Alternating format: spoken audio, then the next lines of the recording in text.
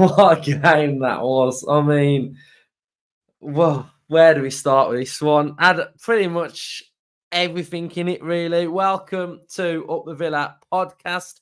If you are new around here, subscribe to the channel, drop this episode a like and comment your thoughts in the comment section down below on Wolves 1, Villa 1. And, oh, so frustrating at the end that we just couldn't grab that winner. We threw quite a lot at them towards the end, and we just couldn't find the goal to win it, really. But I guess as the game went on, very frustrating game for a Villa fan to watch. I think it was ponderous at times. It lacked synergy, very, very loose.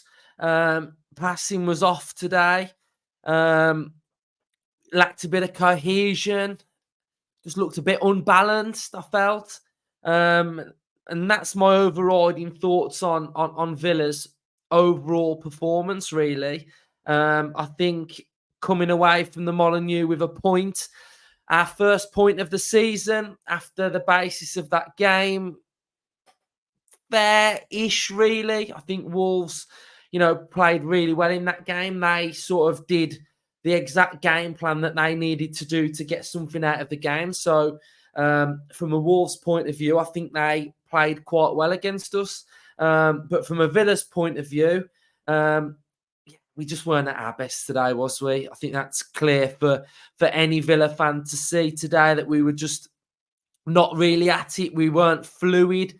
We couldn't get any partnerships going. It felt a bit bitty all over. It was heavily influenced by the defence, and we made changes to the defence today. We went back with that three sort of centre halves, Holding, and then Luca Dean going forward, Matty Cash playing in front of the double pivot as a two with McGinn and Cash, and then the two in front of that of Watkins and Diaby. And it never really flowed, did it? Diaby didn't have a great game. Watkins didn't really have a great game.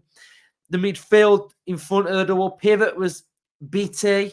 And all in all, it just wasn't great from Villa, I don't think, today. But let me know your thoughts in the comment section down below. We started the game pretty well. We had the Pau header, the little glancing header. We started to build a little bit of momentum, didn't we? We had a shot from Cash at the back post. And that was probably that bit of that start that we needed, really. But other than that, we just couldn't really get going. There was all that drama with Dawson and McGinn every time they came together. There was something going on, and it really felt like somebody was going to get sent off. And I thought it was potentially going to be McGinn, because he was just involved in absolutely everything, wasn't he? There was tackles, there was pulls, it was just one of them where it just felt like a Villa player was going to get sent off. One thing that really annoyed me today, I think, with the way we played, was we really had this impetus of the three centre-backs, Konsa, Carlos and Pau, really having to sort of dictate the play. Everything really started with them.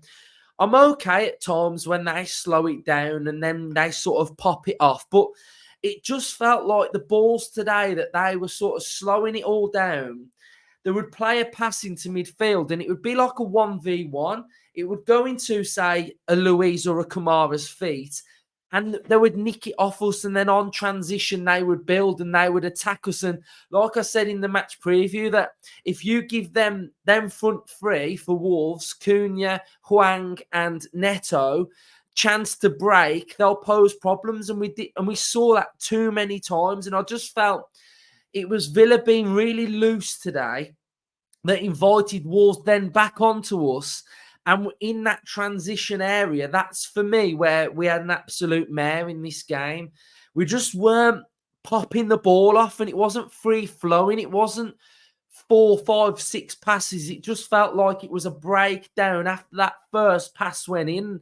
And I think that's what posed us so many problems. And that's why Wolves were able to sort of step on us and sort of just build and go and create chances. And yeah, it was the first half, I thought we were really loose, really poor. And it just wasn't a great performance. We had 49% possession. We made 183 passes, and only 150 of them were successful. They made 7 fouls, and then we made 5. So the first half for me was a half to definitely forget. I felt like Villa would go in and Unai would come out, and we would be better. And I think second half we were slightly better. We saw a beautiful cross from McGinn to Watkins, and Sarr made a save. Sarr always seems to make brilliant saves against us. He has great performances. We had another back post cash one. And yeah, we started the second half quite well. And then Neto in the space that we spoke about, where Neto can get into on the match preview up against Pau 1v1. Pau let him get to that sort of byline. Cross comes in. Huang finishes it at that back post. If any of you watch the match preview, you will know that that is the exact goal that I said we've got to watch out for. And it was really poor defending from Villa. Dougie lost it.